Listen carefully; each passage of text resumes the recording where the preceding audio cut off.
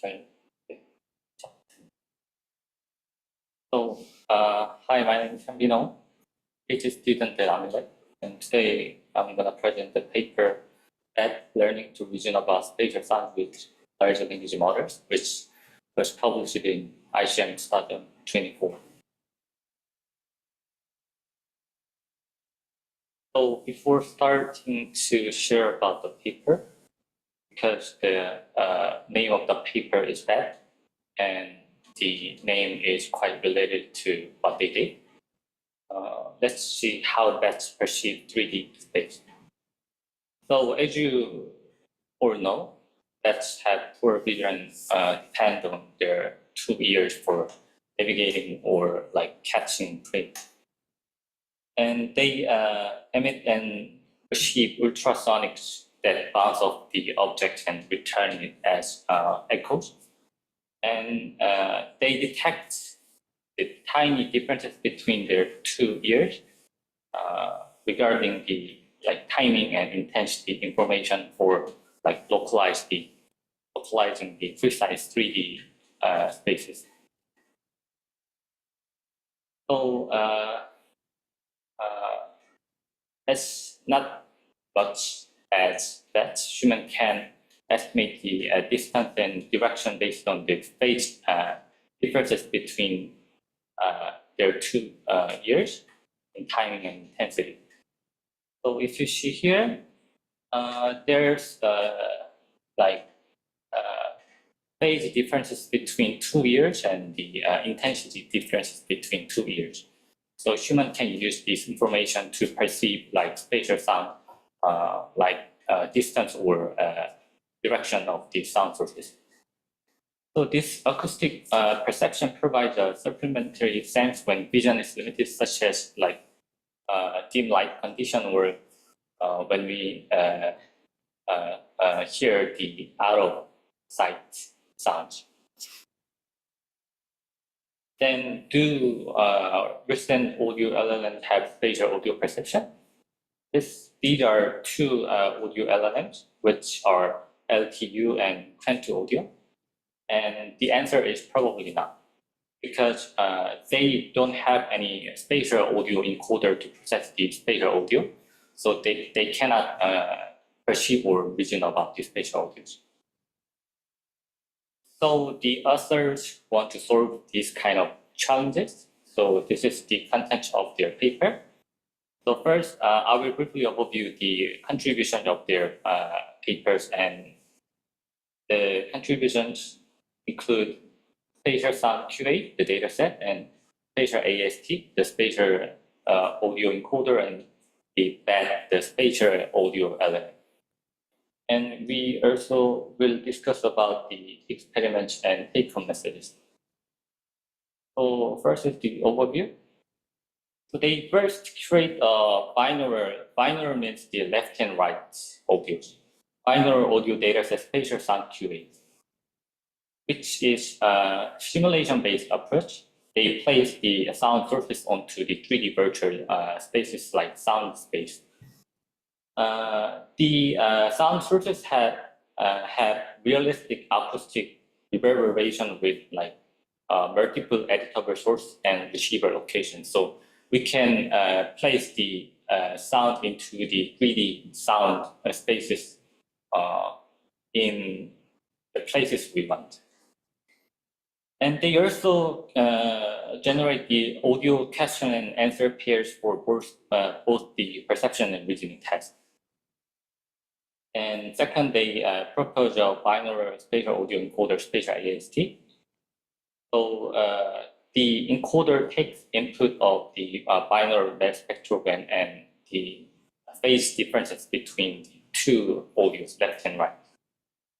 And finally, they introduce back the spatial audio LLM by integrating the spatial AST, the spatial audio encoder, with the LLM.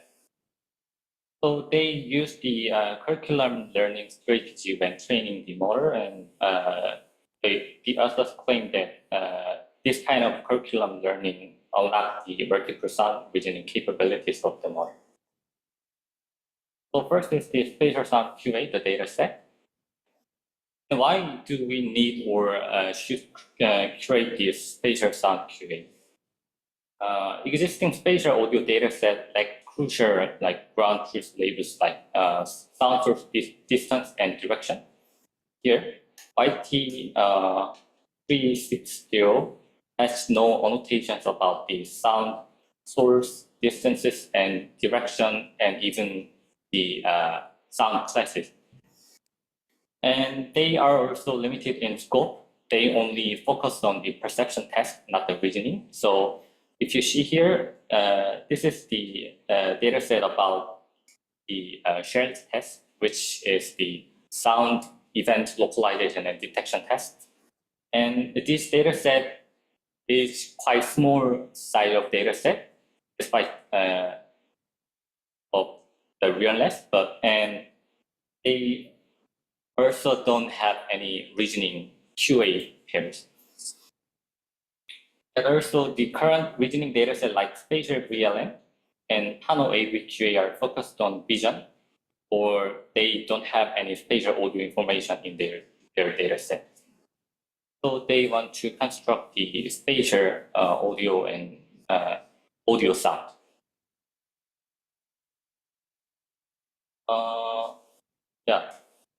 So collecting and annotating real-world spatial audio is time-consuming.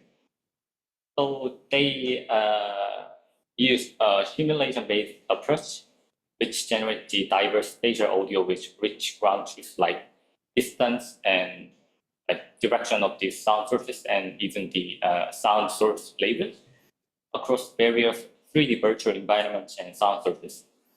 They borrow the sound sources from the in-the-wild dataset like audio set. We will discuss it later. And this is the formulations, and this is the output audio from this kind of environment. And R is the impulse response, and the S is the monaural sound source, which means that this is just the one channel audio. And when we compare with this impulse response, we can get this kind of audio, and we can decode it to the left and right audios. So for spatial audio simulator, they use the state-of-the-art audio simulator, which is named SoundSpace 2.0. And this contains the indoor mesh environments, including 9 complete buildings, and each featuring an average of blah blah rooms and across a lot of floors. And note that this simulator only contains the indoor environment, not the outdoor environment. And for the sound sources, they borrow the monaural sound sources from the audio set, which consists of 2 million 1 second in the world YouTube clips. So they filter out the sounds with labels with lower quality, and also filter out the noise-related labels to prevent the motor confused by this kind of noise-related labels. So given the sound sources, they then generate the question answer pair for train the motor the reasoning test. And they have the diverse QA pairs for spatial audio perception and vision. So each sample in the data set contains a tuple of audio and question and answer. And the task is 2 types. One is perception, and second is reasoning. So perception tasks are short and quantized response format, and this contains sound event detection and direction and distance estimation tasks. And reasoning task has a format like binary response, yes or no, and this test only contains one task, spatial reasoning task. So this is the overview of the spatial sound QA dataset. So the dataset contains 2 tasks, perception and reasoning. And there are two types, A and C, for the detection test.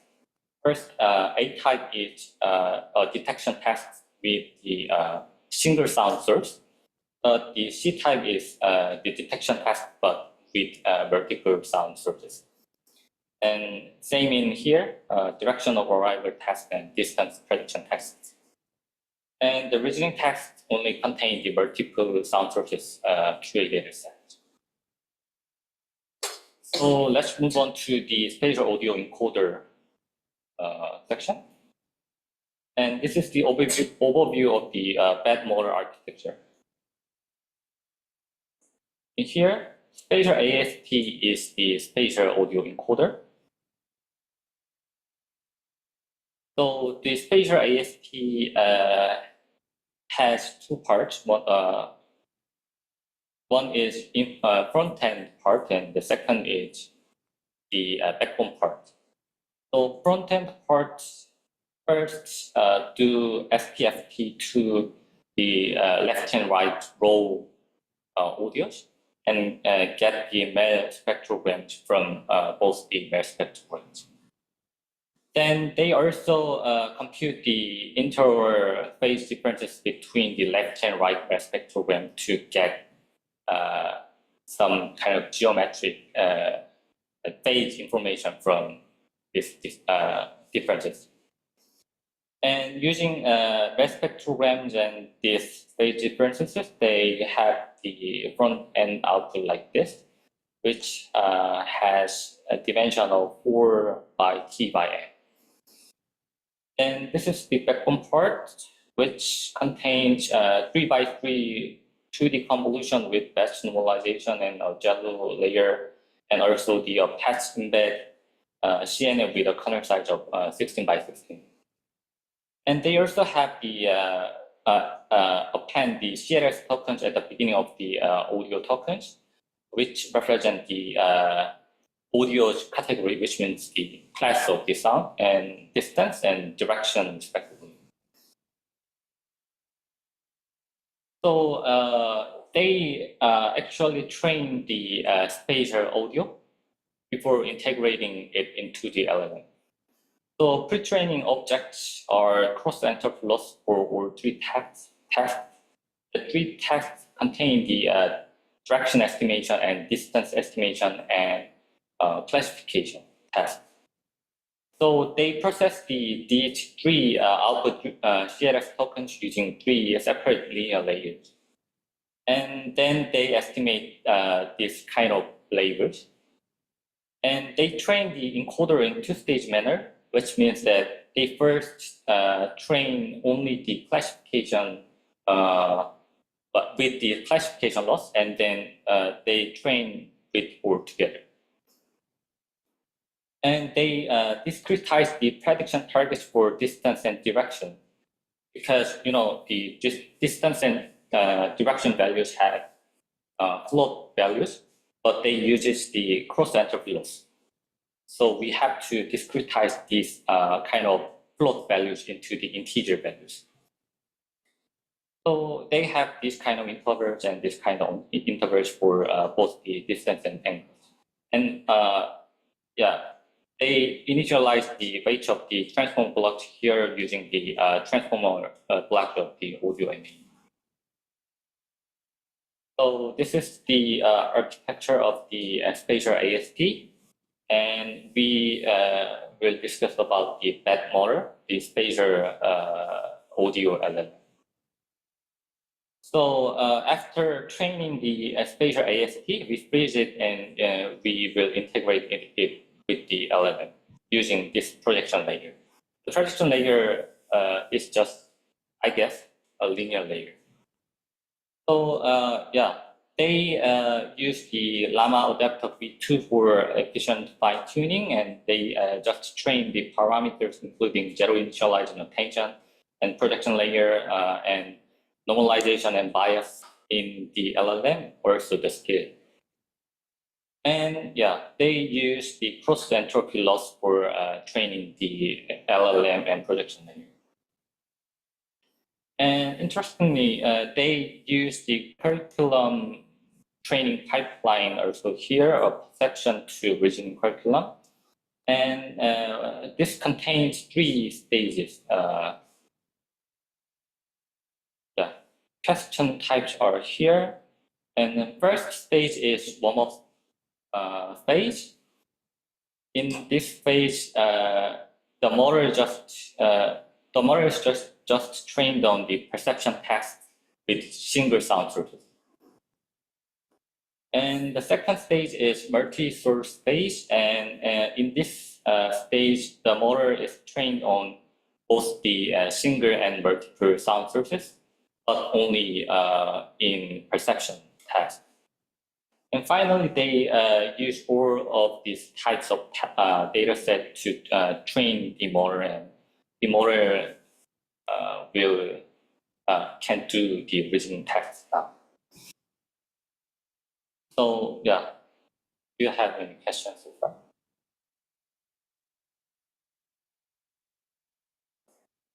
센트로피 버스 계속 사용해서 학습하는 것 같은데 센트로피 버스를 여기서 사용하는 역할이 뭐죠? 크로스 엔트로피 클래시피케이션의 어떤 역할을 계속하는 건가요? 그 LM 할 때는 보통 크로스 엔트로피를 쓰는 게 맞는데 참고로 하겠습니다. 스페이셜 오디오 인코더 사용할 때도 왜 크로스 엔트로피 로스를 썼냐? 라는 말씀이신 거예요. 크로스 엔트로피 로스를 많이 안 써봐서 이거의 정확한 역할이 좀 뭔지 궁금해서. 일단 크로스 엔트로피 로스를 쓰든 클래시피케이션 로스를 쓰든 퀀타이즈를 해야 되는 건 맞는 것 같고, 왜 크로스 엔트로피 로스를 썼는지는 정확히는 사실 잘 모르겠는데, 그냥 약간 각각의 뭔가 레이블, 그러니까 예를 들어서 뭐 디렉션이나 디스턴스나 클래시피케이션에 대해서 각각의 레이블이 있을 텐데, 그게 그냥 약간 마치 토크처럼 생각을 해서 컴팩션처럼 그냥 약간 하려고 그렇게 했던 것 같습니다. 네. 뭔가 이유는 나와 있지 않았던 것 같은데 제 추측에는 그렇습니다. 그 디스크리트한 거를 타겟으로 해서 옵티미제이션 할 때는 크로스 엔트로피가 가장 일반적으로 사용하는 거라서, 그러니까 클래스가 뭐 10개가 있는데 그 중에서 하나를 골라서 트레이닝할 때는 그냥 크로스 엔트로피를 쓰는 게 가장 보편적이고 일반적인 방법이고, 예, 그래요. 그래서 그냥 디스크리트하다, 예, 그러면은 바로 크로스 엔트로피. 네, 민기 학생. 그러면은 저렇게 스페셜 AST를 학습을 하고 나고 LLM에 사용을 할 때는 오디오 토큰들을 프로젝션 레이어를 붙여서 LLM에 넣어주는 게 맞을까요? 네, 맞습니다. 그래서 네네, 텍스트 LLM의 텍스트 인베딩에 피팅, 그러니까 그 매핑을 시켜야지만 LLM으로 넘길 수가 있어서 그런 식으로 보통 하는 게 일반적입니다. 더 있을까요? 관련해서 yes or no가 있다고 했는데 그 다른 리즈닝 태스크에 대한 지적이나 이런 거는 리뷰에서 없었는지? 제가 리뷰를 한번 살펴보긴 했는데 바이너리라고 해서 뭔가 태클을 걸거나 그런 거는 제 기억에는 없었던 것 같아요. 여기에서 바이너리로 쓴 이유는 그냥 심플리피케이션을 위해서 그렇게 했다. 그러니까 뭔가 이밸류에이션 할 때 좀 심플리파이 하려고 그렇게 했다라고 했고, 사실 실제로 저희 이번에 저희 논문 아이클레어 논문도 yes or no 퀘스천으로 그 리스폰스로 되어 있을 때 그거 가지고 뭔가 태클 거는 사람은 없었습니다. 물론 더 뭔가 이제 그런 식으로 리즈닝 가능하면 되겠지만, 그러면 그럴수록 이밸류에이션 조금 힘들어지니까 수치로 표현하기가 조금 힘들어져서 그런 것 같습니다. 혹시 더 있을까요?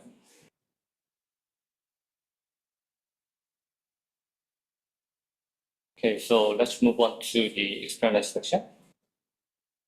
So they use evaluation five evaluation metrics. First is the mean average precision for classification tests. I mean, classification is same as the sound event detection text, just predicting the sound class of the sound sources. And they use the two evaluation metrics for the direction of arrival estimation. They use the error rate at 20-degree and mean angular error. And they use the distance error rate for distance estimation, and they finally use the binary accuracy for vision test. So yeah, first they compare and evaluate the effectiveness of the spatial audio encoder that they propose. So they use the two baselines. First is the audio MA, and second is the shared net. But shared net is augmented with the a 12-layer transform block to like balance the resources parameters. So first is honor versus minor. So if you see this row and this row, you can this row has the mono audio type, and this row has the binaural audio type. That's the only differences. So mono encoder here shows robust performance on class and distance tasks, but they show very poor on direction estimation tasks. And binaural audio does not necessarily provide like additional benefits for sound category perception. They show like drops in classification performance. Yeah. However, the results in distance estimation is quite opposite to our intuition. See, because like as two eyes have benefit in depth estimation, we also expect that the binaural to be good at distance prediction compared to the mono audio spatial audio encoder. But the result was, yeah, that's kind of interesting point. And next is joint versus two-stage training. So yeah, for binaural audio type, the two-stage training shows like comparable or better performance compared to the like joint train, which like shows the effectiveness of the two-stage training compared to the joint training. And this is the result of usage of IPD, the phase differences between left and right audios. And IPD consistently enhances the direction performance, which makes sense because the phase can help like distinguish the geometric information between left and right audios. Same here. And this is the another table for performance of that, the spatial audio LLM. And you see they grade out the columns corresponding to question type A and B, which contains like single sound source. So this gray column is for the single sound source test, and the other tests are like black phones.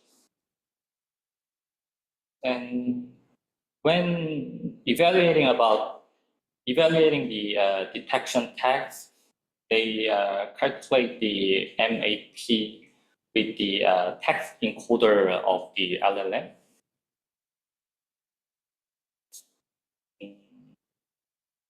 So yeah, they encode the output of the LLM and the labels from the data set, and they calculate the cosine similarities between the labels and the output of the LLM. And they pick, I guess they pick the top one, cosine similarity labels, and calculate the MAP. This is because the LLM outputs not the like one word labels, but the LLM can output the like sentences or phrases. So because they that's why they do uses this kind of strategy to evaluate the detection task. And this means that the model is only trained on a stage 3 data set, which means that they do not use any curriculum learning strategy. And this too means that they removed all the multiple sound sources from the training data set and training the model.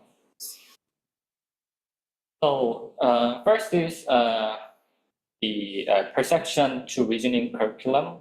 And if you see this and this row, the one stage back, this only trained on stage 3, this generally lags behind the 3 stage one, which is trained on this and this curriculum strategy. So this is better than this, which means that the curriculum learning pipeline shows effectiveness on training the LLM, and also the in across all metrics. And next is the comparison on whether they have the multiple sound sources or not. So if you see this line and this line, you can see the significant drop in reasoning ability when they omit the multiple sound sources. And this highlights the importance of the sound source separation test in training the LLM. So you have to contain the multiple sound source perception test if you want to reasoning about the multiple sound source. And last is does mono audio input provide sufficient spatial information? So if you see this line and this line, the only differences between these two lines is just input audio type. This one takes one channel audio, and this one takes two channel audio. So yeah, the answer is no. It faces significant challenges in spatial perception and also in reasoning text. So if you see the reasoning performance, it is quite similar to the random performance. Yeah. So take home message. Do you have any questions?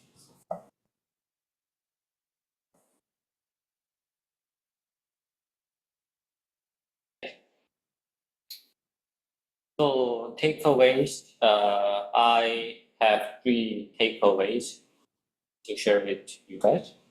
First is machines cannot do what humans can do. It's quite simple but storyline for writing the paper. And second is that data curation for the text plus modality adapter plus LLM. If we do all this kind of thing, there probably is a way to solve the task, I think. And last is the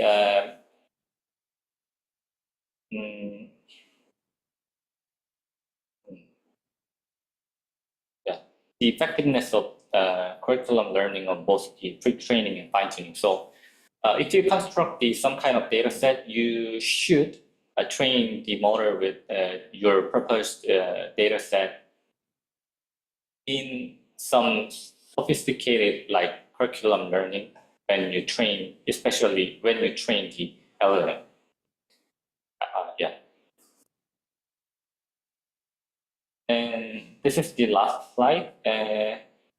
In InterSpeech 2024, there was the extension paper of the BET. This is just the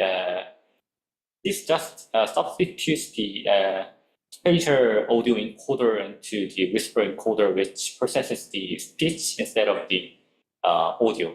So they want to like process the spatial speech instead of the spatial audio. Yeah. So if you are interested in this test, please find the paper.